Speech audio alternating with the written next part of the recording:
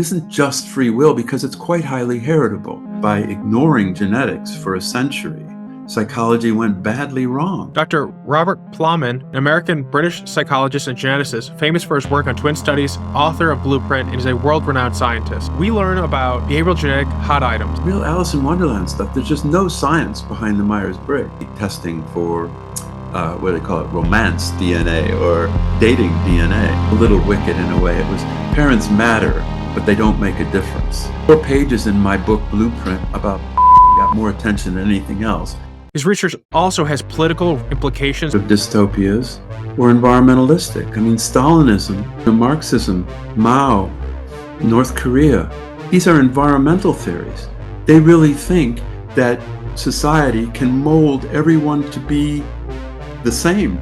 With a scientist with decades of experience under his belt, finding new and exciting avenues to talk about in an interview is really something hard to do. We achieved that, and you don't even have to take my word for it. Take it from Robert's. The aspect to this that I find interesting, it's great we're talking about this. Nothing we've talked about so far have I talked about in previous dozens of podcasts. Let's stay curious and get into this episode of Learning with Lowell. It's a very old psychological concept, like these Jungian archetypes. And I've always wondered, as I meet about like 1,000 people a year, and I feel like either like I'm getting boring, I'm like trying to like fit people in the boxes, but I do wonder about like, are these real things, and does genetics show us archetypes of people? Like, is there any like implications there?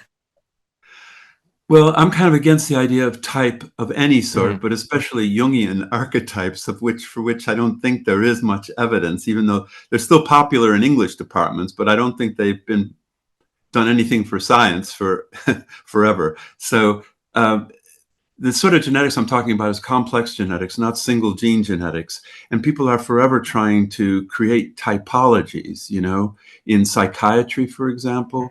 And that I think what the genetics shows is that for complex traits and common disorders like schizophrenia, all of psychiatric disorders, learning disorders, there's a continuum, a quantitative continuum. There isn't anything like a dichotomy.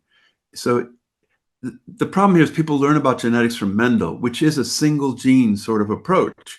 And so if you have the mutation for, say, Huntington's disease, you will die from it. You know, they're necessary and sufficient, just like the characteristics that Mendel studied in pea plants. You know, wrinkled seeds, for example. You only have the wrinkled seeds if you have 2 copies of that recessive allele for wrinkled seeds. So the thing is, we learn about genetics from Mendel and single genes, which does lead towards typologies and dichotomies. But with common disorders, medical as well as psychiatric and psychological, there's no examples of that. You know, there are thousands of single gene rare disorders, but what we're talking about is genetic influence that involves many, many genes of very small effect. And that shifts it from qualitative to quantitative. And it also shifts it from determinism to probability. So we're only talking about probabilistic risk, you know, whereas if you have a single gene and it's necessary and sufficient, you know, if you have that dominant mutation for Huntington's disease, you will die from Huntington's. It doesn't matter what other genes you have, what environments you have, or whatever. But so that's a real problem. That's why I kind of went, ugh, when you started off talking about typologies, because, you know, I have this long thing about why we shouldn't be thinking about even psychiatric classifications. I have a paper called "There Are No Common Disorders," you know, just quantitative traits. And there's a lot that follows from that too. If you don't have a disease, if you don't have a dichotomy or disorder to cure, you know, then what do? You know, it's not like you're cured or not. It's all quantitative. Anyway, we can talk some more about that later, but the short answer to your question is I don't think there are typologies of any sort, and certainly not Jungian archetypal sorts of typologies. Yeah, no, I hear what you're saying. I hear more about like the Myers-Briggs, like modern type ones, and I'm always wondering I know many people who swear by them, like they'll have like hires do these type of personality tests and stuff like that. I always felt like it's a waste of time to some extent. Yeah, it's weird about the Myers-Briggs. You know, I started out with studying personality, so I know quite a bit about it. There's no scientific basis for the Myers-Briggs typologies. But somehow people like that. They like to classify. They like categories, don't they? Are you in this category or that category? And I suppose that's what the Myers-Briggs does. But it's just real Alice in Wonderland stuff. There's just no science behind the Myers-Briggs. It's just big money. And if you were head of a company and you wanted to hire people on the basis of personality types, it's not your responsibility anymore. You've got this typology that you're using, But if people only knew that it has no scientific basis, and Yeah. there are good personality measures, but they're all quantitative. They're not typological. Are there ones that, because I'm always looking into this type of stuff, are the ones that you think are a little bit more accurate in terms of like understanding people, like quantitatively? Yeah, well, there's called the Big Five personality traits in psychology. So there's several measures of they call it the 5-factor theory of personality. But, it's self-report, isn't it? And so there's nothing that will give you any magic. I mean, if you filled out a personality questionnaire of any sort, it's just what you say, and even if you're being honest, how well do you know yourself? And so there isn't a great deal of predictive accuracy in any of these personality questionnaires in terms of job performance, but they're probably just as good as interviews. We often think we're insightful in terms of picking people in interviews, but that's been shown to be definitely not true. I mean, we don't really get much of somebody out of that narrow slice of behavior that we observe during an interview. So I actually think in my book Blueprint, I talk about the possibility of using DNA as a predictor, because even if it's not great, it doesn't explain a lot of variance. It's definitely true. I mean, what you get out of it, there's no faking or, presenting yourself in a positive way. So I think it can add some objectivity to even job interviews.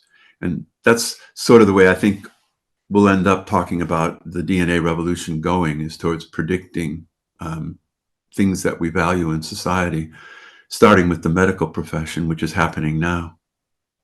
A minute ago you mentioned the like no diseases essentially, and in America I think we're like the SSRI capital of the world in terms of just like finding categories and like causing Yeah. treating things that maybe a little bit too much in my opinion.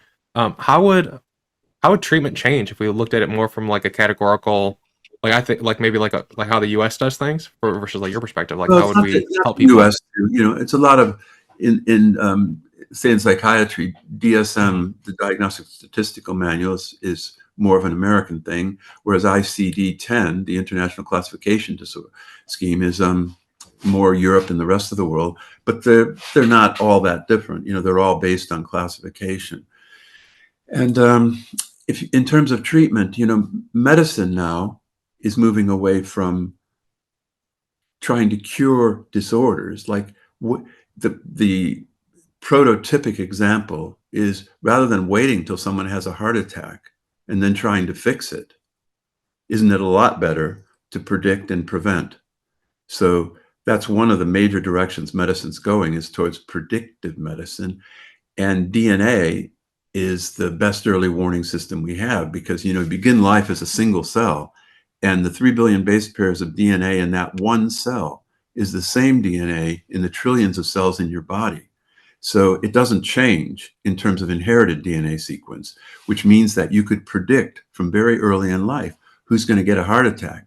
And if you can predict, you can begin to prevent, to intervene and prevent. And with heart, problems, cardiovascular problems, we know what to do. Part of it is very low level stuff, same message we all get: eat well, exercise, sleep.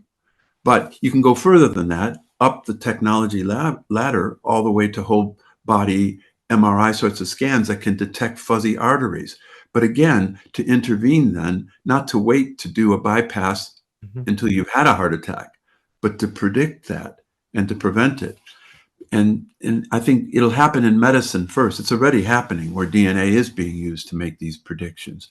They don't predict all the variants by any means, but they give you a good supplementary solid information to make these predictions on. And unlike other predictors like body weight, for example, you can predict very early in life. And what we know about intervention is the earlier you can intervene, the better. In fact, with a lot of our disorders, despite the dramatic sorts of things we can do in medicine, it does seem to me from a public health point of view, prevention, prediction and prevention and intervention has to be the way to go. You think about Alzheimer's. Nobody's really talking about curing Alzheimer's. Certainly not when you are completely demented. I can't imagine there's ever going to be anything that can put your brain back together again. But the idea of preventing, or at least alleviating, thinking of it quantitatively, just trying to alleviate the symptoms. It's said that if we all lived long enough, we'd all have Alzheimer's. And if you could just prolong that, a few years even, it could make a big difference to quality of life. So I'm very keen on this prevention thing. And I think it'll happen first in medicine. It is happening in medicine. And then it will eventually happen for psychiatric and psychological disorders, which is more my specialty. I've long wanted, because in the US we do you're supposed to do like a yearly checkup with your doctor. I've always wanted them to do a DNA test, but the insurance is always like, no, we won't pay for that. You don't have a problem. It's like, well, how are we supposed to know if we don't take a look and then make sure everything's good? Yeah, I don't get that. I mean, insurance companies have been wary, because what if you took a DNA test and found out you were at high cardiovascular, risk for a cardiovascular event, say massive heart attack early in life? That is something you can predict. Men in the top, 10% of that genetic risk distribution have something like a 15-fold greater risk of having a heart attack. So if you knew that information, couldn't you insure yourself to the hilt? And then the insurance company would be left out. And in America, there's the Genie Act, or the act that prevents insurance companies from using that sort of DNA information against you. Because you could say, if they had that information, they would say, sorry, we don't really want to insure you because of that high risk. So there are things to work out. But the bottom line for me is, I don't know how insurance-based health systems are going to work after the DNA revolution, because of all these issues I'm describing. And it does seem to me that a national healthcare service, which in a way you're getting to in America, with these HMOs, they're like little health centers. And, it's not like they pay for everything. I know my parents who died a couple of years ago at 97, it was like a full-time job dealing with their health insurance because of the complications of the donuts. So much you get paid here, and then you got a hole in the middle, and it's a real nightmare. And the nice thing about a universal health system is that you distribute those risks, and also you make the hard decisions about what you can do. We have this organization called NICE, the National Institute for Clinical Excellence, where they have to make these decisions. A new drug comes along, but it costs $100,000 a year to extend life for 6 months, and you got to ask about, well, but what is the quality of life that's being extended? So it's really difficult decisions, but it is clear you can't do everything for everyone, and someone has to make those decisions. And I'd much prefer they're not just made on the basis of dollars, which is really the way the insurance companies work, right? That's why they have these massive buildings all over. They're making huge amounts of money. And I'd rather these decisions be made on the basis of health policy. And I know there's problems with the national health care, mostly because they do it so cheaply. I mean, the costs per person are, in the UK, say, are incredibly low compared to the US, where it's like 4 or 5-fold. I mean, it's amazing, the difference. Yeah, we pay out the nose. Yeah. So I think my prediction is that insurance-based systems are going to have a hard time dealing with the DNA revolution. And in another aspect to this that I find interesting, it's great we're talking about this, because these aren't questions I ever talked. Nothing we've talked about so far have I talked about in previous dozens of podcasts. So this is really interesting to me. But I find it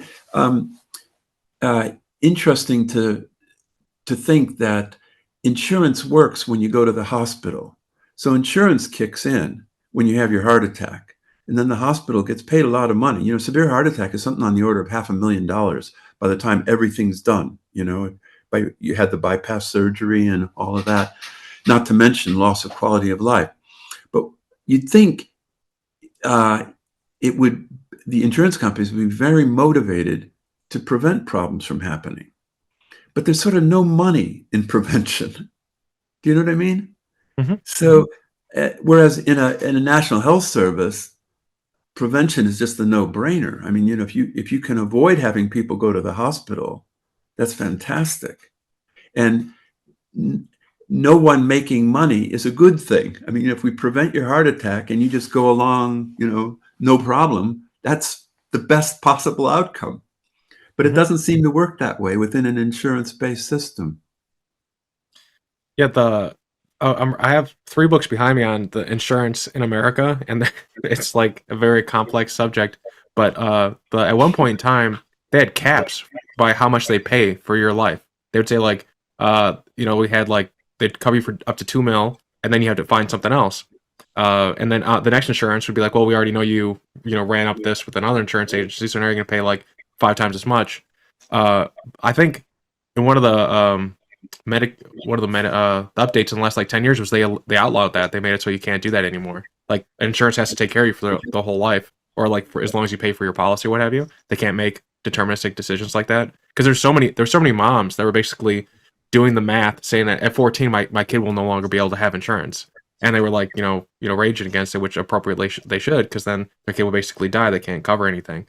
So it does seem like it's really good that the insurance companies didn't have these type of technologies to make these predictive decisions, or else they probably would have fought a little harder for these types of like horrendous policies. So it looks like it's slightly going in a better direction, like, you know, heinous to like slightly less heinous. But like for the money we put into it, it is pretty ridiculous. I think it'd be nice to see. It's one of those areas that like generally pisses me off a lot, because I you know, I have like a specialty because I have a genetic illness, and so I have to deal with everything you just talked about.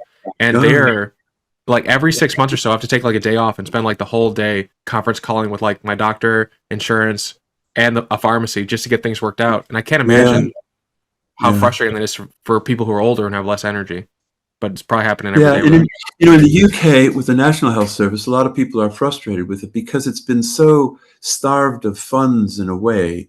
You know, that the hospital bed occupancy rate is something like 110%. They actually have to get people out in the morning to get someone in the afternoon. You know, it's just squeezed too tight. So people are getting disenchanted, and people who have money are going privately because they think, you know, you just get what you want when you want it. And the only questions you asked are about whether you want another cappuccino. And that is actually the way it is right now. I mean, if I have things I want done, like elective things, you know, like, well,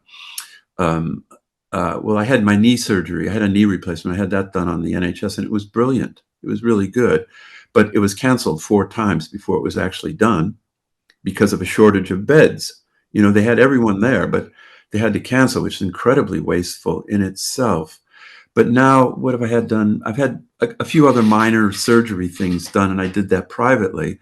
And it is brilliant. You know, instead of being told when you will have your surgery, they ask what day, what time would be convenient for you. Would you like to go to this hospital by the river, or would you rather go over to that hospital?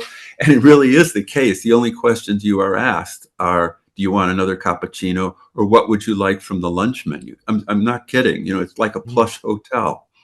But I think eventually that will get more like the HMOs, which they're more restrictive, at least from my parents' experience. You know, you don't just go and decide, I want that doctor to do my surgery in that hospital, and I don't care what it costs. So I'm with you on that. I just wish we could make the NHS work better. And I have a son in the service, and you know, he's a liver transplant specialist, you know, which is pretty high level stuff. And yet he spends about half his time just trying to get a bed for these people who come out of a liver transplant, you know, which need intensive care, of course. And boy, it just can't be right. He has to clock favors from friends at other hospitals who have a bed available in intensive care. That is something at least you wouldn't worry about in the US. You have plenty of hospital Yeah. space. And we also have PPOs. So there's HMOs, which are very restrictive, like you're talking about. We have PPOs, and I think there's like one other type of plan where you can be a little bit more selective. And they've changed some laws where you can actually shop around a little bit, where hospitals now have to like be very public about what the costs are. And so there could be a hospital like 10 miles apart, and you can say, hey, I'm going to get a knee surgery. How much is this going to cost? X, Y, and Z. And they can send you like basically, hey, this is what it is. And you can compare them. And in a lot of cases, the difference is significant, like 50% difference of going to one hospital over the next. So then you just call up your insurance, like, hey, I'm got fine with either, right? And they're like, yeah, we don't care. It's all the same to them. So then you pick, and then you have less of a charge on yourself. And then we also have I don't know if the UK has this, but we also have like you can kind of review your doctors. You can see their scores and stuff. So you can see like, is it like it's cheaper, but there was one hospital near me that had a terrible infant mortality rate for a mother mortality rate for baby delivery. Like the babies would survive, but the moms just kept dying at a rate that was disgusting compared to like it was like a third world country kind of rates. And there was like a story like a doctor like grabbing the baby and trying to rip it out. But anyways, so like people started noticing stuff like that, and they stopped going there and like it's corrected now, but now you'd be able to see that and know like, okay, no matter what happens, don't take me to the hospital, take me to this one. It's cheaper, my baby my baby will not die. So there's a little bit of it sounds like maybe you guys don't have stuff like that, which is kind of nice. But actually, there's quite a bit of information like that sort, because it is a National Health Service, and that sort of data is made available. And I looked at that very carefully, to decide who should do my knee surgery, because I was told by they call them consultants here, when they're surgeons. And I was told that the thing you want to do is get someone who does it as an assembly line. That's all they do. They do thousands of knee surgeries a year. And then you can look at their record. But if they're doing that many knee surgeries, you can bet they do it pretty well. Yeah, that's interesting. Okay. So there's some like crossover in terms of how things work. I don't know how we'd fix it in America. There was like one point in time where we almost had a system like the UK, but I think the doctors actually went against it because they didn't want insurance getting in the way. But I don't know. Hopefully over time it can get better. I was listening to this podcast as a little bit of a transition about a psychiatrist who he's like really big into the brain. So he'll scan a person's brain before he sits down with them, like what have you. And he talked about how like whenever his kids would date someone, he'd want to get them in his lab so he can scan their brain. And so I don't know if you're that way with genetic testing or anything like that, where like where you think it'd be useful to like test your like for dating and stuff like that. Because like this guy was just talking about how he thinks it's the smartest thing. Like, oh, you guys are serious? Let me scan their brain. I'll tell you how they're like. Well, there's a lot to say about that too. These direct-to-consumer DNA testing companies, there's 50 or so that I know of in the world. The big ones like 23andMe or Ancestry.com. A lot of people get their DNA tested primarily for ancestry because, it is awfully interesting how you find, who you think you are is not necessarily who you are, in terms of where you came from with the DNA. But you might be surprised to hear, because you were joking about that for dating, but it was one of the kind of growth areas here a few years ago, DNA testing for what do they call it, romance DNA or dating DNA. A lot of those have been shut down now because they weren't, they ran afoul of, I don't know who it was, but there's a very good aspect to this, that you had that wonderful interview recently with George Church, and he didn't even talk about this because he does so many amazing things. But he offers a service to do whole genome sequencing to couples who are planning to have babies together, or as you were saying, as they're dating and they're thinking about marrying someone or having a kid. Before they do that, if you do whole genome sequencing, you can pick up the single gene recessive disorders.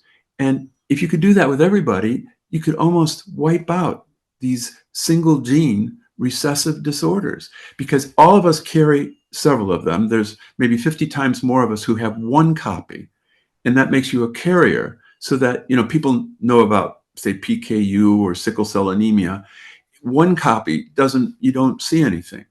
You need 2 copies, one from each parent, before you will show the disorder. So if a couple get together, they have maybe half dozen or a dozen of these very bad single gene recessive disorders. They're very rare, but there's some sort of probability of 1 or 2% that you and your mate might actually have a matched set. And if you're both carriers, because we know you're not affected, or we'd see that. If you're both carriers, 1/4 of your offspring will have the disease, because, the probability is you'd have 25% of your offspring who get a copy from each of you. So I think that's an amazing example of basically DNA dating.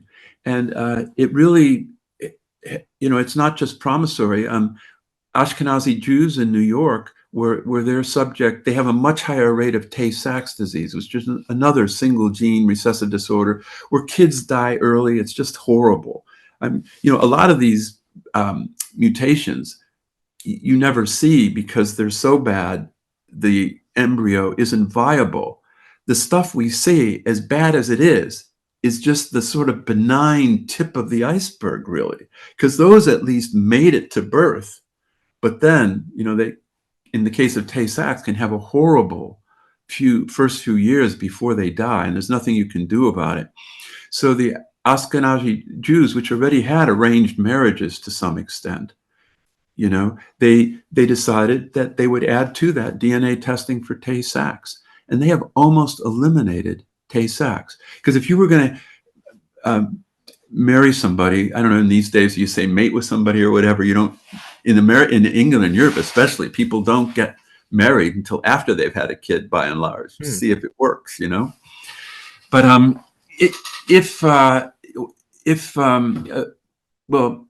so the Ashkenazi Jews has managed to wipe that out, because if you and your potential mate are at risk for this, you're both carriers for a single gene recessive disorder, you've got several options. One is you could say, many fish in the sea, I'll try again. Or you could say, no, we'll get together and maybe do in vitro fertilization, so that we can go into that, but you get several embryos. I don't know if your audience would know about that. And you could pick 1/4 of those embryos will have the disease, but that means 3/4 won't. And so instead of picking them just on the basis of morphology and that sort of thing, you could actually predict it on the basis of DNA. And it's dead certain, because we're dealing with single genes. So that's an example of, I don't know if your audience is probably too young to know the film Gattaca. Oh yeah, no, I know. Do you know Gattaca. it? I have a question on Gattaca later. And Okay, let's do that later then, because it's a very prescient film, and it's just what I object to is that its view a dysgenic sort of dystopia sort of view of it, and I think everything it predicted is coming to pass, but because of commercial interest, people are doing it themselves. They're paying to have this done, instead of a totalitarian government, demanding that you do all these things. But let's come back to Gattaca, because I think it's very instructive, because that film, 1969, I think, was before the human genome was sequenced, and yet it predicted just about everything that's happened. It's just amazing that I think the director wrote that film, and it wasn't really popular until his next film came out. Who is this? Andrew Nichols, am I thinking? Something like that. But he did that film. Oh God, why am I blocking on this now? About I'm not even close to it. But well, we'll come back to it later. But he had this film that became very popular a few years later, and then as a result of that popularity, there was a resurgence of interest in Gattaca. Well, we'll come back to that later, though, right, Lo? Yes. Yeah. Well, I meant the newer Gattaca. I don't know if you saw this one. It was like the early 2000s that they remade it, and I've only seen the remake. I haven't seen the original. The remake's really good. But the original was, Ethan Hawke and Uma Thurman. And, I think that was like the 2000s, wasn't it? Is there two? I swear there's two. Now I'm concerned. 1 second. Gattaca. Oh, right. I've never heard of that. Oh, the next 97. Yeah. Oh, maybe was it the director's cut? Maybe. I think I vaguely remember that. You know how, like the current movie by Ridley Scott on Napoleon, it's a 2-hour film, and he has a 3-hour director's cut. Because directors are always pissed off that they're cutting stuff that the director thought was important. All right, we're talking about the same one. I got confused. The Gattaca with Ethan Hawke and stuff is we're on the same one. In terms of IVF, Jude Law is the other one there. So it's amazing. They're fantastic. Actually, I just pulled it up, and there's like all these famous actors in it that I didn't realize on the first watch. But the IVF, I actually think that generally should be like universally covered. Just imagine like what you're saying. Like imagine all the help it could do to people, making sure that you won't have as many miscarriages, which is pretty traumatic on women. I know many women who have had miscarriages, and it's very traumatic. And then when the baby comes out and it's fully healthy and everything's good, you don't have to worry about these like single mutations or anything else. I mean, it's such a beautiful thing but the problem is like it's not really covered. So in America, it's like I think it's like $20,000 per try. It's like $20,000, so it's a lot. It's more than it's out of the reach of most people. But a lot of people do it already, though. So in that case, if you're going to do it, I don't understand why you wouldn't want to screen out for single gene recessive disorders. Yeah, and the costs are going down for all of these things. So I can confidently predict this is going to be a bigger part of prenatal care in the future, because it's sort of a no-brainer. I mean, you just prevent a few of these births. George Church, you know how these estimates go, but the thought is if you could eliminate single gene recessive disorders, which often they don't always kill you early in life. Some of them are lifelong sorts of institutionalized situations. He estimates $1 trillion a year, but you know how those estimates go. But still, it's in every way, economically, but I mean, what about the cost of parents? I mean, having a child who dies early in life, I mean, man, how bad is that? And the bottom, the final bit I wanted to get to on that is most people find out they're a carrier now because they have a kid who has the disease. And then a genetic counselor tells them, oops, you must be carriers. So then they find out they are carriers. Then the next time they do in vitro fertilization. But now they have had a kid with that disease.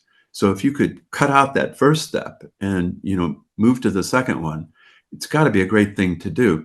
And you'd only do it if you and your mate had a match set. You were both carriers for a particular mutation.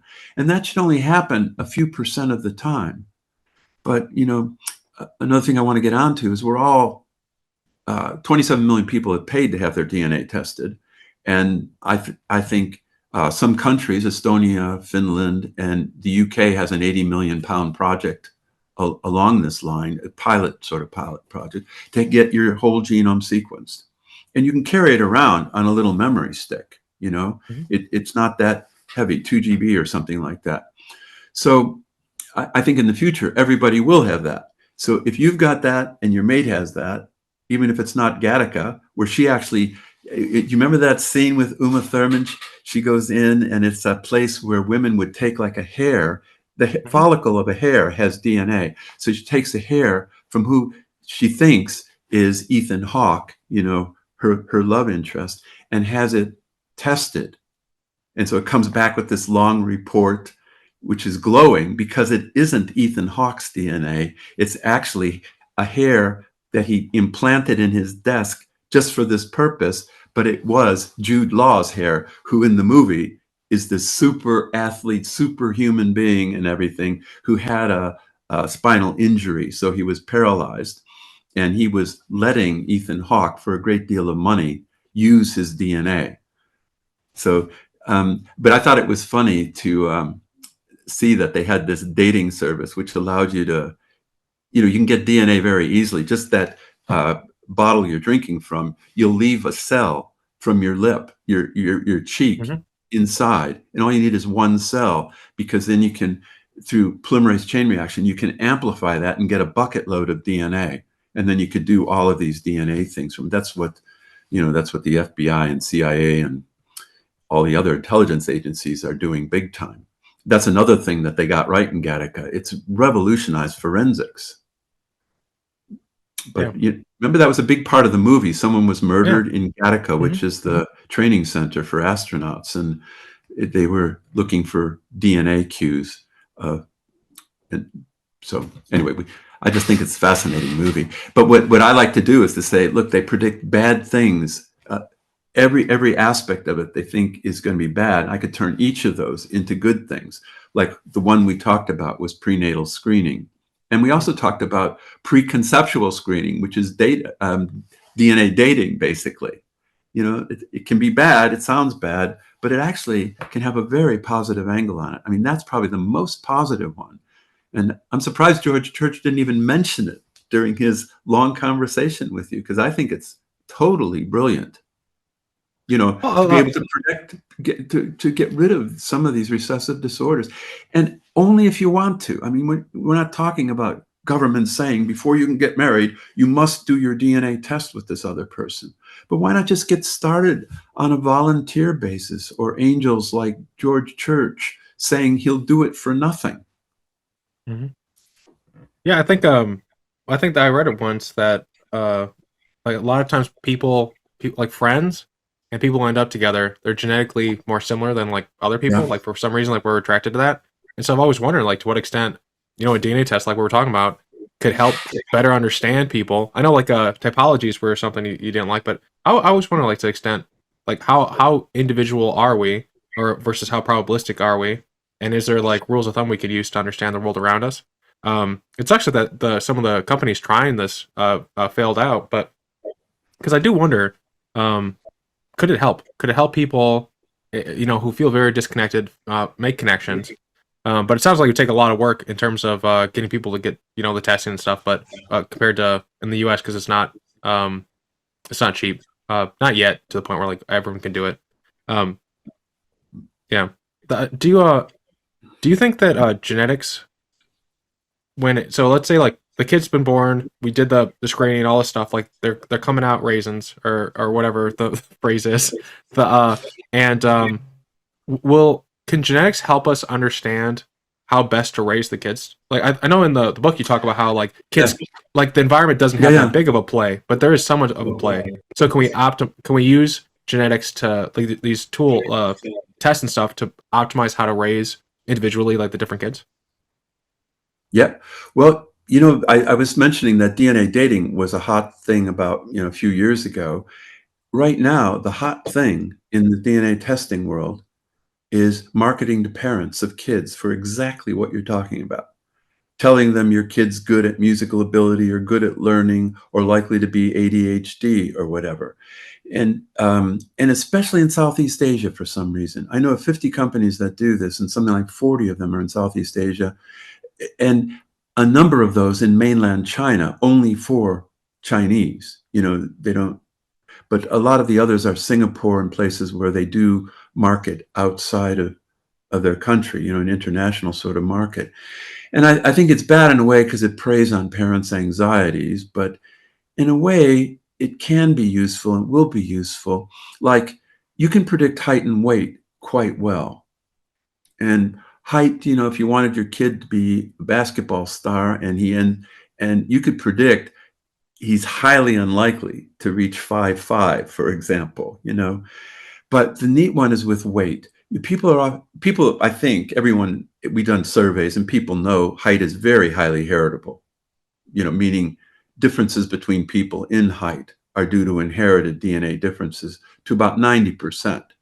And there's a lot to say about that, a lot of caveats, but they're much more surprised to find out that weight is very highly heritable too, about 70% heritable, meaning of the differences between people in weight, 70% of the differences are due to inherited DNA differences, despite the fact that, people are on diets, and despite that, it is true, if you don't eat, you're going to lose weight, but that isn't what we're talking about. We're just saying people differ in weight. To what extent are inherited DNA differences responsible for that? Well, we can now predict about 20% of the variance. It's about 70% heritable, but we can predict with DNA alone, just in the last decades work, about 20% of those differences. Now, you might say, well, just 20%, but as medical risks go, this is very strongly predictive. It's more predictive of you being obese than, say, if you smoke 2 packs of cigarettes a day, it's not as likely that you will die from lung cancer. It's just people have a weird sense of prediction. And this is that probabilistic thing. If it was a single gene, I could say hardwired, deterministic, you will have this disease. But here we're talking about probability. And most risk is probabilistic. It's why there's no such thing as zero risk. Some people want to know something's completely safe. Well, everything's probabilistic, and people need to get their head around that. There's a lot of randomness in life. That's a hot topic we could get into too, from philosophy to physics now. Randomness is a hot topic, especially in economics anyway. So as you can see, I'm excited about this, and there's so many different ways we could go with this, but I've enjoyed talking with you so far about these topics. It's great. Yeah. So if you did a screening and you saw that your kid had these 20% chance of becoming obese, the opportunity there is then education on exercise. Knowing that you're gonna have to put a little bit more care in there. Like you can do something to like head it off at the pass. It's like the people. I think the Thor guy, Chris Hemsworth, just he found out that he had like the double alleles for Alzheimer's. And he's a fit guy. He's very, healthy and stuff like that. So the probabilities like on that stuff is like, I think it's like 1% higher. So obesity, 20% is pretty significant. But the opportunity there and knowing these things sounds like you can come in and you can help out the kid with a little bit more individualized care to take care of them. Yep. As I said with,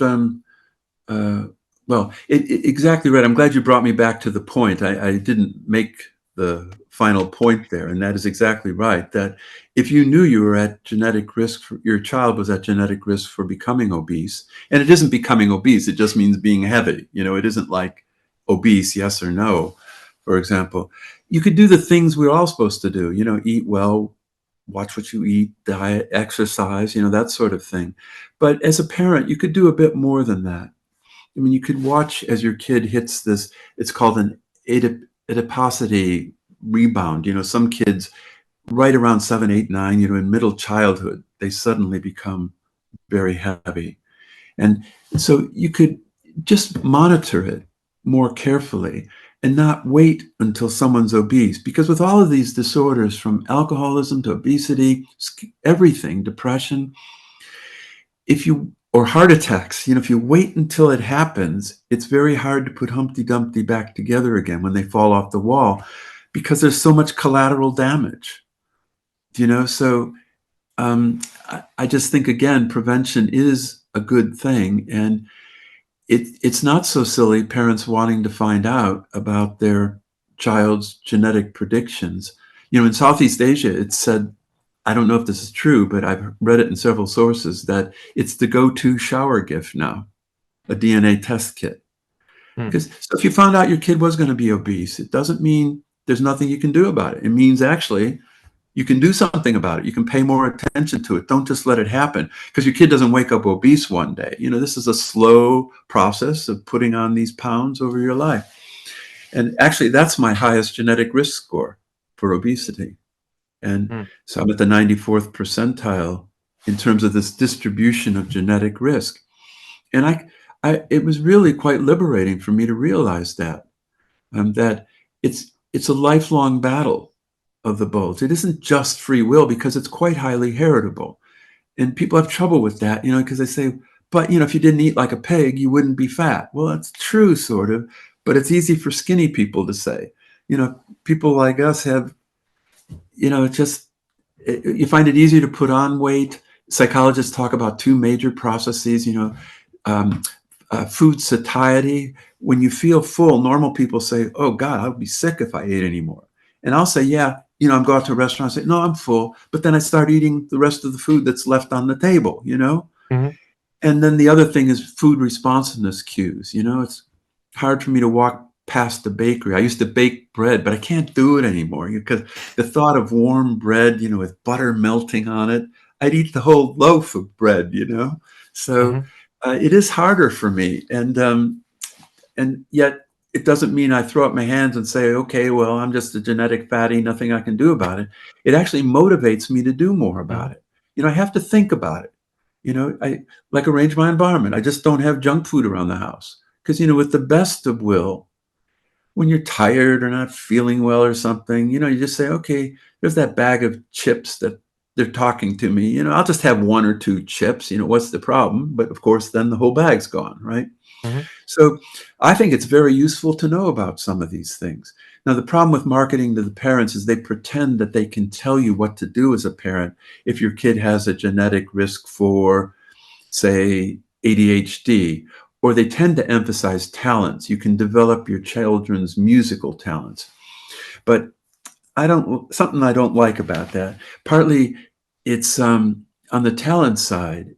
If you've ever met these like musically talented kids, you almost can't stop them from being getting ahead in music. You can't stop them from humming or hanging out with musical friends, or now with Spotify and all of that. The sky's the limit. They don't need fancy tutors or, music teachers to help them be good. They can really do a lot by themselves.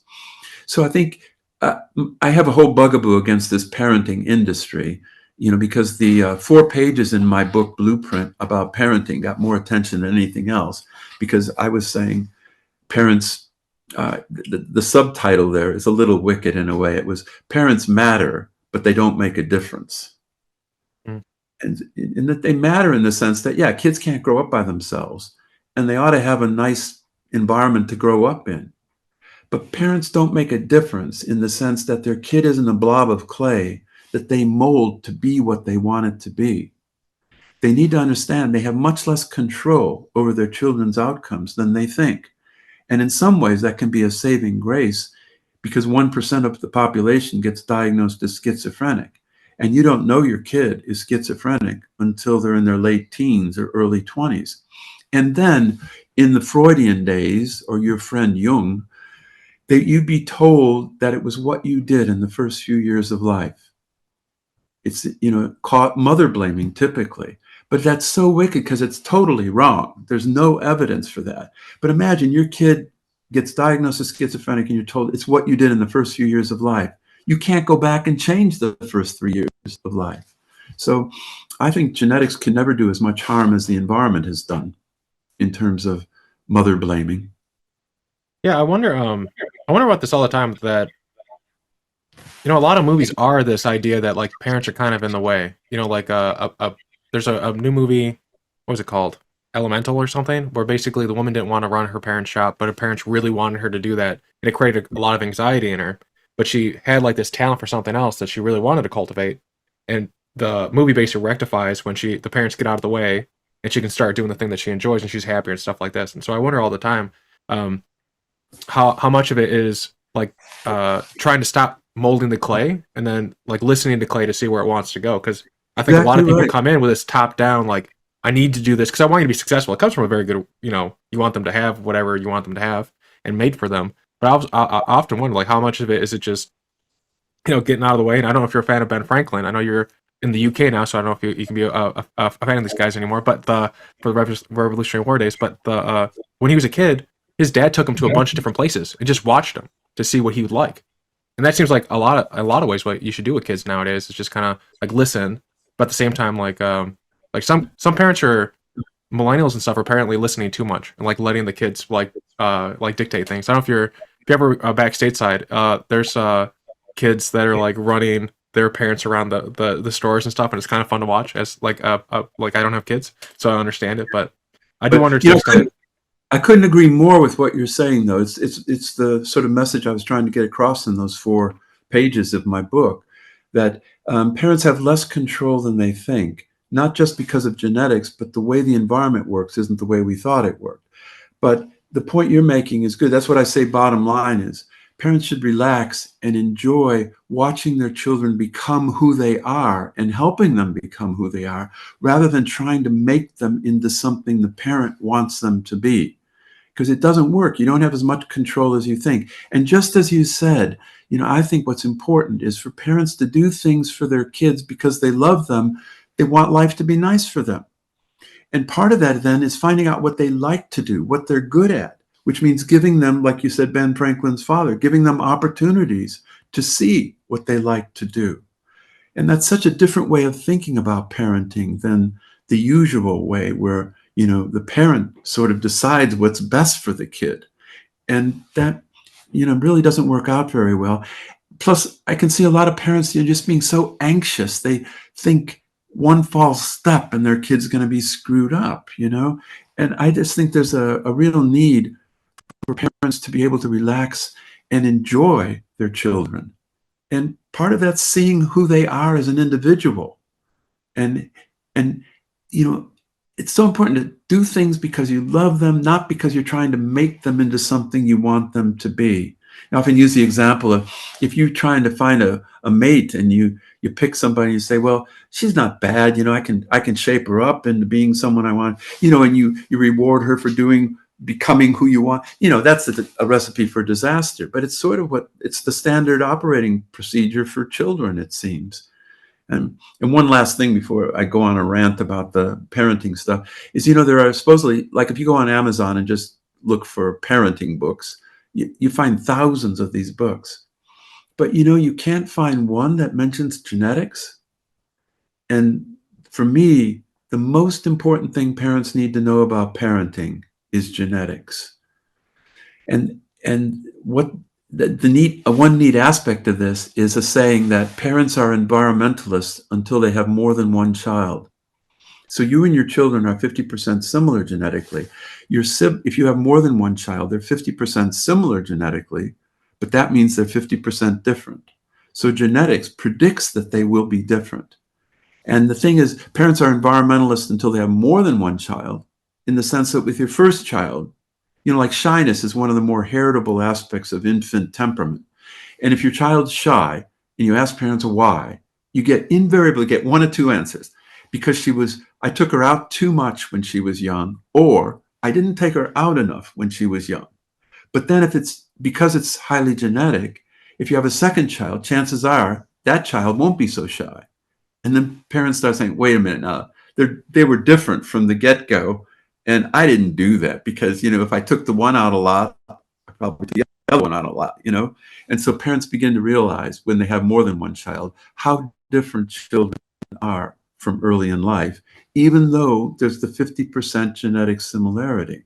And for IQ, for example, which is about 50% heritable, that means that siblings correlate, say, about 0.3 or so. Correlation from 0 to 1, 1 being a perfect relationship. So 0.3, they're 50% similar, 0.5 genetically. So, and it's about 50% heritable. So what that ends up meaning is that if you take two people at random in the population, they differ by 17 IQ points. But if you look at a bunch of families and you take two siblings in a family and you look across a lot of families, their average difference is 13 IQ points. That's the difference between kids who leave school at high school and those that finish university. It's a very big difference. And that's intelligence, like general learning ability is a tough one for parents to take. Like I was always good at school. I liked it. It was easy. It was fun. I read a lot. My sister was just the opposite. And, so people assumed it's all environmental back then. And so what's wrong with my sister? Why her brother was doing so well? What was her problem? And, so I think it's tough for parents to understand that, but it's really brought home with traits like intelligence or obesity or athletic ability. Siblings in a family do differ. And environmental theories have trouble explaining that because mostly from Freud onwards, they're based on parenting. Schizophrenia. When I went to graduate school in the 70s, it was so environmentalistic. I never heard the word genetics until I got to graduate school. And if you looked up the textbooks at the time under schizophrenia, they confidently said it was caused by what your mother did to you in the first few years of life. It's just environmental. It's hard to believe, just 50 years ago that was the complete belief. Genetics really didn't get a look in till the 70s, 80s, and beyond. So, being an optimist, I like to look back and think, if taking a long view on it, I think things have changed dramatically. I don't think you could find many people nowadays who would deny genetics is important, even for psychological traits. The one area I work in that is still kind of in the backwater is education. I mean, there still are people in education who think, your academic achievement is strictly a matter of teaching and quality. Achievement itself means by dint of effort. It implies that it's just the effort you put into it. But actually, any achievement test correlates at least 0.5 with an IQ test. There's a strong genetic component. In fact, in the early school years, my research has shown something interesting, that achievement test scores at schools, even national sorts of exams, are more heritable in the first few years of life than intelligence test scores. And what's interesting is intelligence test scores become more and more heritable throughout the lifespan, going from about 40% in childhood to 60% in adulthood to, some people say, 80% later in life. Whereas achievement is 60% heritable at the first year of school, at first grade, but it stays the same, 70% heritable all the way through secondary school. So then that's kind of straight. It's say 60%. And then intelligence becomes more heritable, so that at about age 12, early adolescence, it crosses over and intelligence becomes as heritable as achievement test scores. So I don't know how we got off on that one from parenting, but heritability is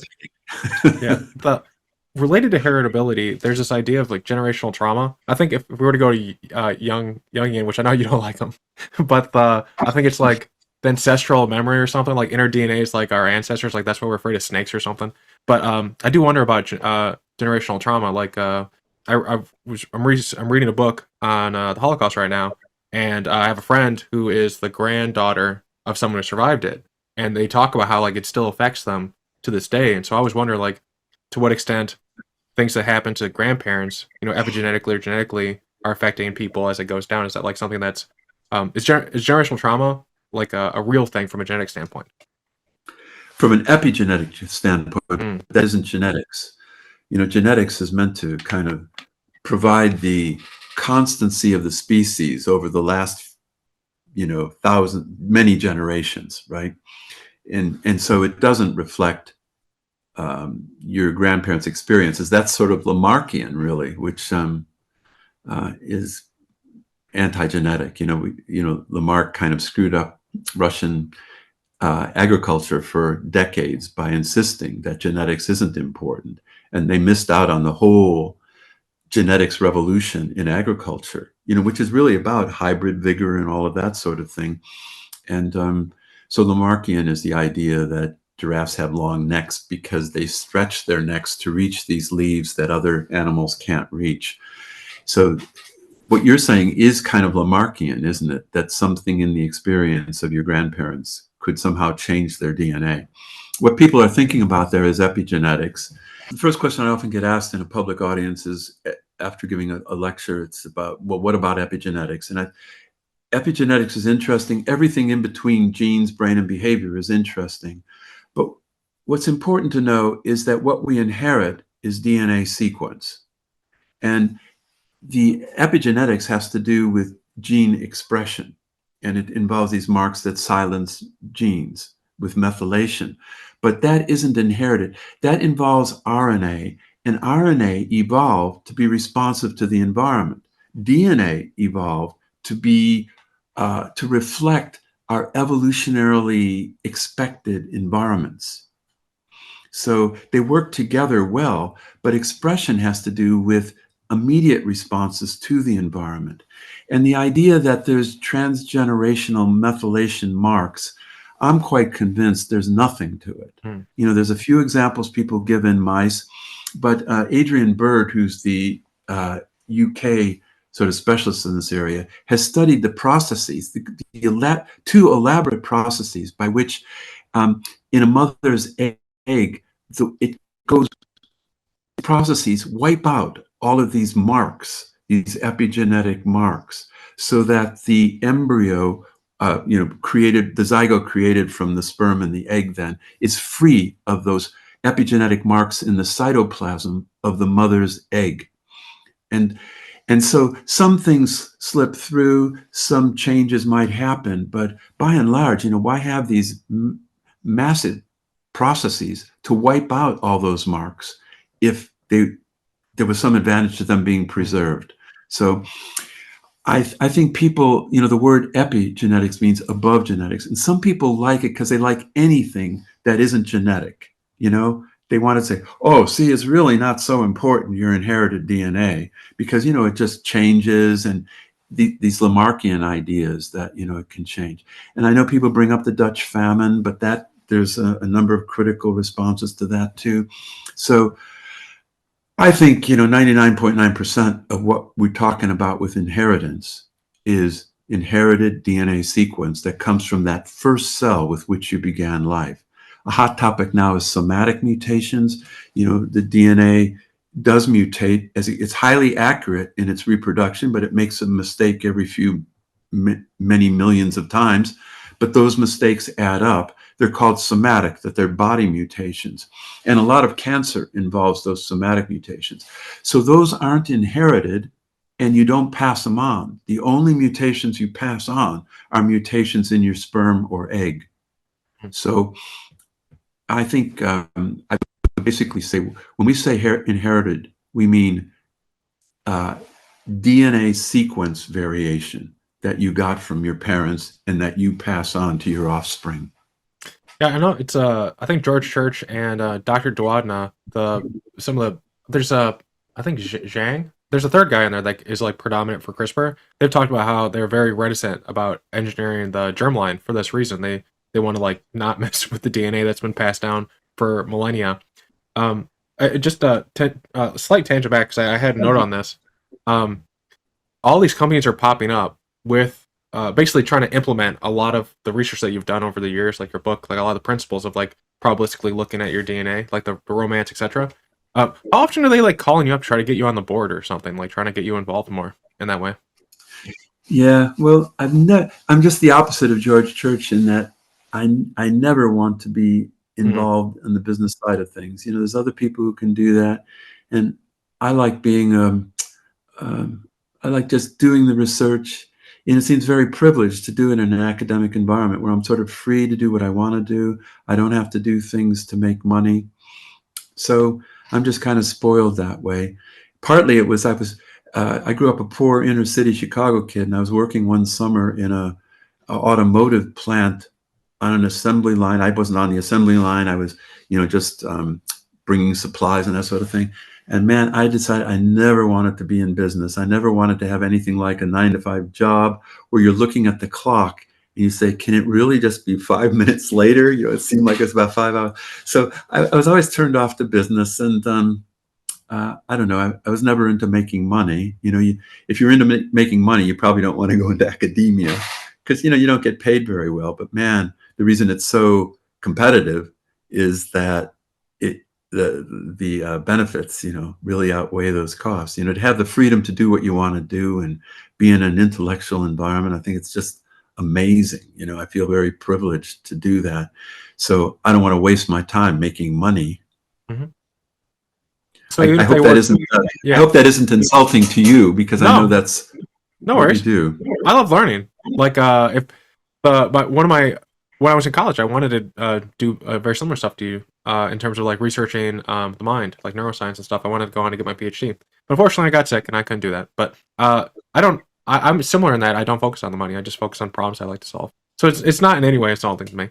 But it does sound like even if these companies were to see this, if anything, if they see this interview, they know not to email you, that you want to keep in the research. They can do their own thing. You don't want to be involved in it. So one person wrote in So I pinged the audience, and we got a bunch of people ranging from like coffee and tea. Someone West Ham. I didn't know this is a soccer team, but the big one that I thought was really interesting. I didn't think of this as a parallel to your work, but they said, and this is a quote. Basically, they said in respond to your work that you'd be absolutely despised by socialists and Marxists with their mindset, because they claim that their worldview is all inequality is caused by environmental oppression. And I thought that was kind of interesting. Like, if that is true, like I don't know that much about socialist Marxism. I haven't read their treaties and stuff like that. I only know by reading about like the Soviet Union and stuff. Do From a philosophical standpoint, is what you're finding counter to their core tenets? I guess is that like this person's like observation. Yeah, absolutely. It's environmentalistic. When people talk about Brave New World or 1984, they're often thinking of these dystopias in terms of a genetic point of view. But, really, the worst sort of dystopias were environmentalistic. I mean, Stalinism, Marxism, Mao, North Korea, these are environmental theories. They really think that society can mold everyone to be the same. And early in my career, in the late 1970s, I was invited to Moscow to be on a month-long sort of symposium with people talking about early development. And I was wondering, whoa, here I'm a geneticist, and I thought this is so against them. But what I came to realize is, in the first few years of life, this Marxist view said, yeah, okay, you're basically an animal. And what society does then is it puts you into these communal sort of learning situations, take you away from your parents, and make you into good citizens. So you're enculturated at that point. So it was okay to show genetics in the first few years of life, which is what I was studying then. But it certainly wasn't okay to show genetic influence later. And of course, that's what we do show. And, it's what we study is what is. So that what makes a difference in your body weight, for example, genetics and environment. But it's not what could be. And what the Soviet experiment showed is that you really can mold people to a great extent, but you still don't get rid of those genetic differences. Try as you will. But you can, really mold people in that imbued with that sense of the socialist culture. But deep down, I think that it ran up against genetics, because there's still, supposedly I think the essence of Marxism, from each according to their ability, to each according to their needs, that's a pretty good principle, really. I mean, but to enforce that and to make the basis of it that there really is no difference between anybody, so let's have everybody get the same. But they didn't, it wasn't a matter of money as much as it was of privileges, being able to travel. It was still pretty genetic. And we find that the heritability of intelligence is just as great in socialist countries. So they're not getting rid of the genetic differences. They're just kind of reinforcing them in different ways. Then is capitalism probably like the social construct that best matches what our genetics are telling us, like allow individuals to kind of like meritocratically find their expression? Well, I don't think I mean, it's like they say about democracy, capitalism's terrible, except it's better than any other approach, certainly better than these top-down sort of approaches. Like, I don't think a socialist, Marxist socialist sort of position would have to be so heavy-handed and top-down and centralized.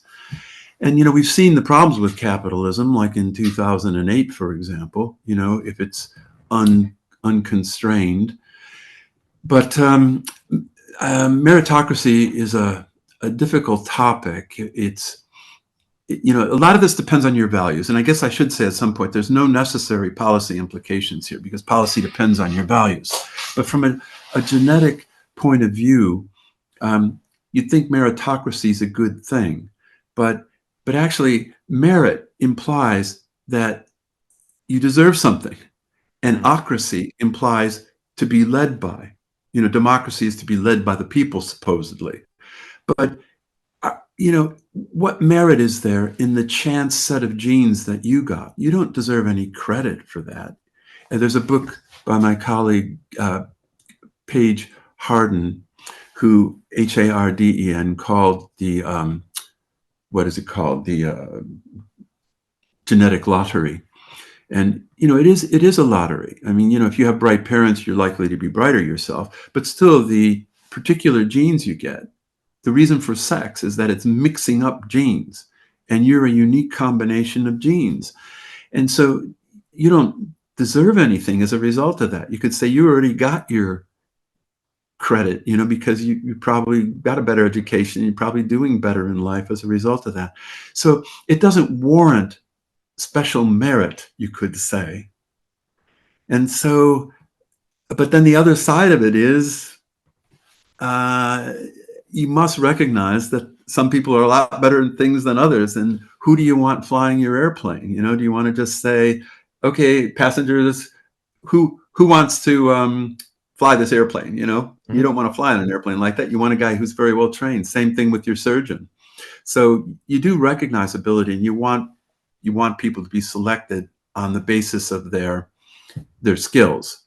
But it's just sort of the word meritocracy. And that word was actually coined by Joseph Young in a book called The Tyranny of Meritocracy. But he proposed it, but he was against the idea. And the book ends, it's supposedly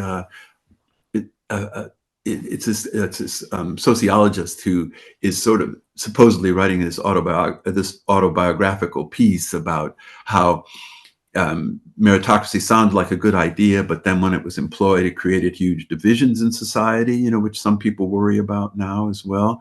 And in the end, the sociologist is actually killed by the mob, where he thought he was representing the people. So it was actually proposed in a negative way, but it's viewed now, especially in America, as almost like apple pie. How could you be against meritocracy? I mean, but you see what I'm saying? No, I see what you're saying. There's no necessary reason why people should be rewarded especially well when they've already won the genetic lottery, And then conversely, should you be discriminated against because you have genetic problems? I would certainly think not. But capitalism then isn't directly aligned with that meritocracy, And so anyway, there's a lot of issues to talk about here, but maybe I'll leave that there. I'd recommend to people they read this Paige Harden's book called The Genetic Lottery. Yeah, it wasn't something I originally thought of, because I had my outline, and I picked my audience after that, because I try not to let them influence me too much, because I have to be excited for what we're talking about. And I was just like, I've never thought about the fact that socialists, Marxists, and capitalists might have some thoughts on your work. But at the same time, there is like you're saying, there's some interesting things to be thought of in reference to it.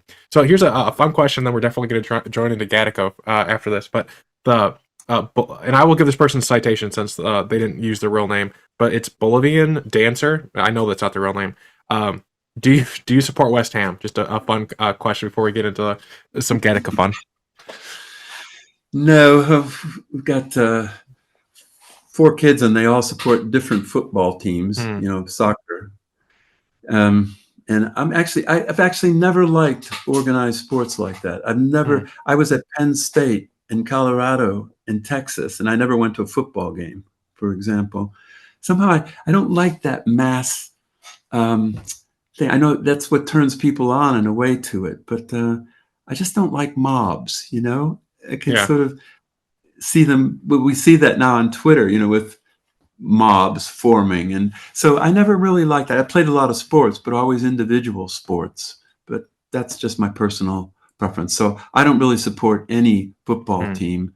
And I was just in Colorado recently, where they haven't done so well, but recently, you know, they've been very hot in football. But you know what they did is they just bought some other team, and they bought a coach whose son is a quarterback and his other son is the star. You know, and they got rid of all the Colorado players.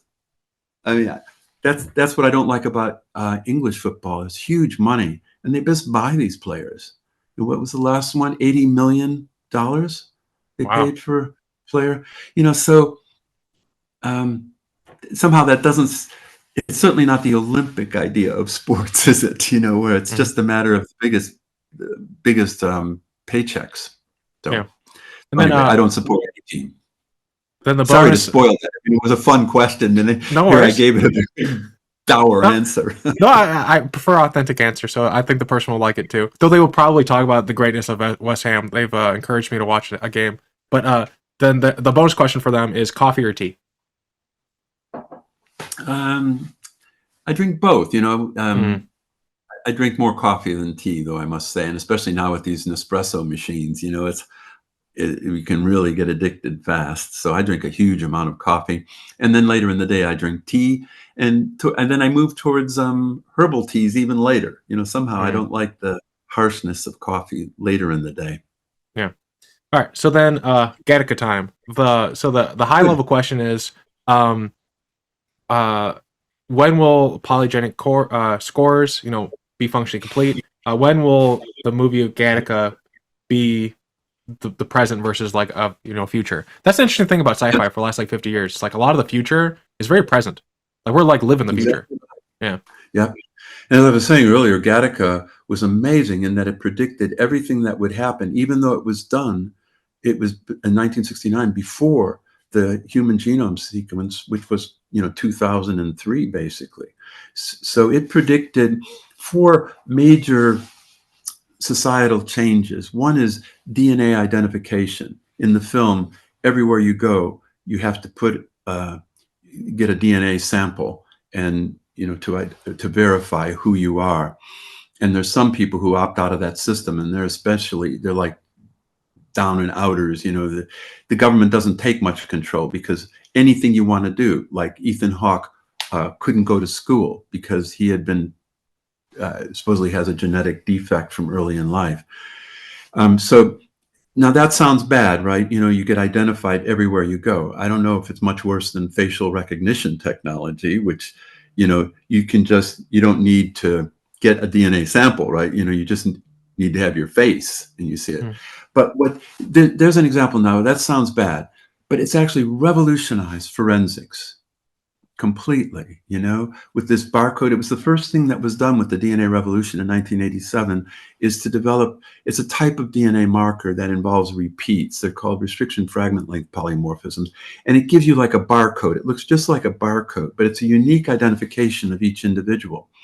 And that is what's made it possible, say, for example, to release 25 prisoners from death row in America, because they had DNA samples, but up until the DNA revolution, they didn't know what DNA was. They couldn't do anything. But the DNA proved that this sperm from this guy who apparently raped and killed this woman is not this guy's sperm, 100%. So, there's that. And then identifying dead bodies, people have been missing for a long time. It's really been terrific. And you see it now with people. One of the things you get out of 23andMe is it tells you about your relatives, and these databases are getting so huge that, again, it changed forensics in that even if the Golden State Killer ended up being a cop who was involved in the investigations of these series of murders over decades, and he was found because he was careful enough not to put his DNA on any of these databases, but some of his relatives did. And you could say, okay, now this guy is not the person we're looking for, but they're very similar. They're like a 50% relative, like a sibling. And then here's another one that's a cousin. And then you can triangulate in on it and say, who are we missing? And you can get DNA from them. And that's how they found that the Golden State cop who was the killer over these decades. So there's a lot of that going on. So it's revolutionized forensics. The second phase is the prenatal screening, which we've already talked about. And that sounded bad because Ethan Hawke was born, they call it a faith birth, which meant you didn't do in vitro fertilization. It was in the back seat of a car. And so he was kind of doomed from birth because he wasn't selected in vitro fertilization.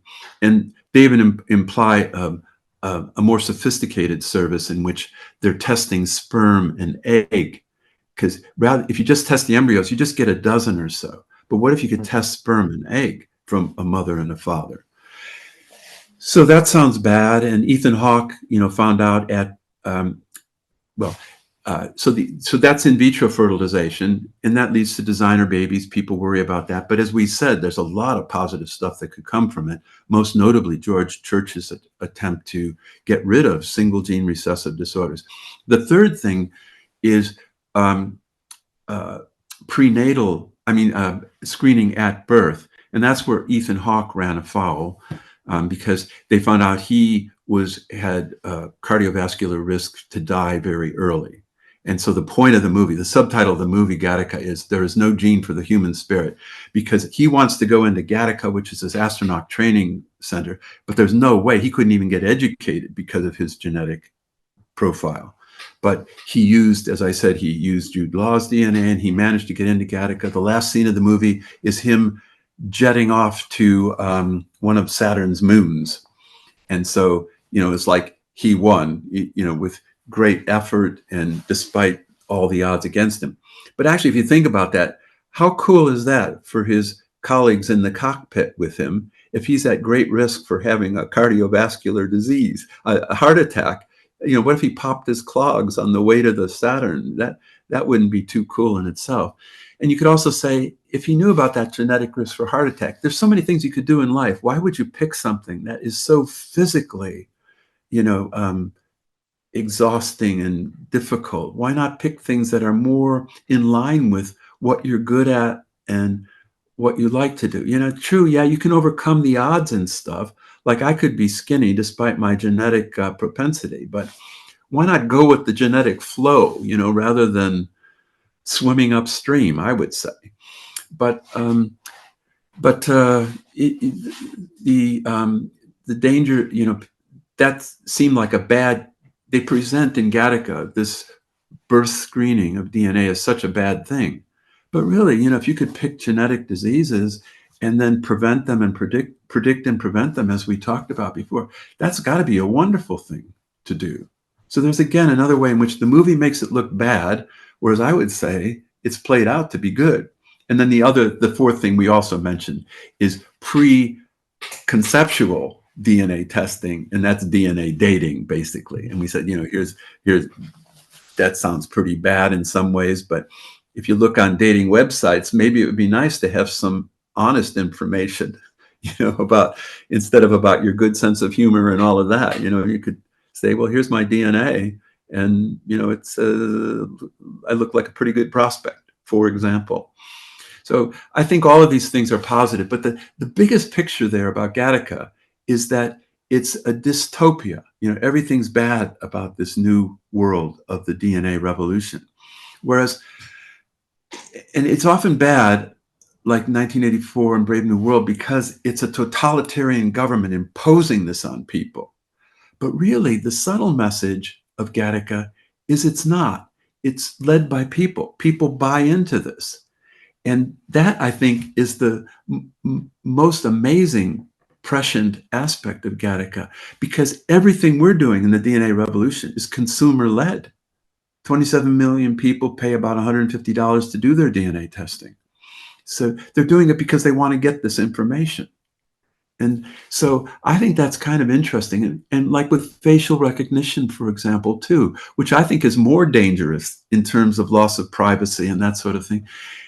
We're doing it ourselves. We're always ticking these I don't care boxes when we sign up for social media stuff, for example. So I think it's interesting how we're sort of encouraging these things to happen. I think because we feel that the good outweighs the bad by and large, I suppose. Yeah, like in our conversation, it almost feels like we're very near to Gattaca, to the positive levels of it. Like we're like on the cusp of having most of that technology. Not to the DNA and I mean the sperm and the egg level, but like it seems like maybe in like the next 10 years we're pretty close to a lot of the positive aspects of it. Yeah, I think it's a lot closer than that, and Hmm. it's again, it's going to be consumer led by people doing their DNA testing. And there are countries, though, that are doing this as well. If you go into a hospital now in Estonia or Finland and they take blood, they say, do you want us to do the DNA testing for you? And now it's moved away from these SNP chips, which only get at a few 100,000 DNA differences. And it's all now going to move towards whole genome sequencing, where you sequence all 3 billion base pairs of DNA. And that's all she wrote. That's all you inherit. So anything genetic, you can predict from that. And as I say, that fits on a memory stick. So, that's going to happen soon. Well, it's happening already in some countries. And I think people will demand it when you come to see that if you knew about this genetic risk, there are things you can do about it. Yeah. So I would think that when will it be functioning complete? I mean, 5 to 10 years, I think. Like it's not. No, well, right now. I mean, it's a Yeah. question of what do you do it for? You can do it for obesity. Alcoholism isn't very strong, but if you knew you were genetic risk for alcoholism, it might just make you a little more careful about your use of that very dangerous drug, alcohol. Mhm. So I think there's a lot of positives that can come from this. And it's just that right now it's hard to get good polygenic scores, but that will happen. And as I say, it'll happen it's happening in the medical area first, but that will spill over to the other areas of science too. So there's a Brian Johnson. I don't know if you're familiar with this guy. His name's Brian Johnson, and he also has something called the Blueprint. So it's kind of fun that this is going to somehow be applicable here. But his blueprint is like a protocol for longevity. Basically, he's spending $2 million a year to make himself younger. Like he wants to be like an 18-year-old. He's about 50, 60. Yes, I have heard of this guy. Yeah. Yeah. So it's like one thing he said is that we're always living in the past. Like medical technology and stuff is like always like 20 years from where it is. And so one thing that he does is he imagines what 100 years from now people will looking back will say about us to help him decide on what he wants to do. And so it sounds like, so I have like a two-part question here. Like, first of all, like, what do you think your work will be remembered as when people look, 100 years in the past? And then the second part is like, what do you think about these people that are longevity optimizers? But I think like the first part I think is really interesting, given our history fascination so far. Well, let me just start with that second one though, because I can knock that off quickly. I think in addition to preventive medicine, the way medicine is moving is towards precision medicine, where you don't just assign the same drug to everybody. You try and find drugs that work especially well for certain people. And I think that's what will happen in that longevity era too. There's no blueprint for everybody. Everybody has their own blueprint, largely because they differ genetically, especially in terms of pharmacological sorts of things. So I think that the idea is you need to personalize that sort of plan. And just like we need to personalize medicine as well. On the first part about people looking back on it, I've been in the field for 50 years, so I sort of know how people look back on it. And it seems to me an amazing thing. I think some of the most important discoveries in psychology have come from genetics. And that's just because it's like shooting fish in a barrel, because by ignoring genetics for a century, psychology went badly wrong.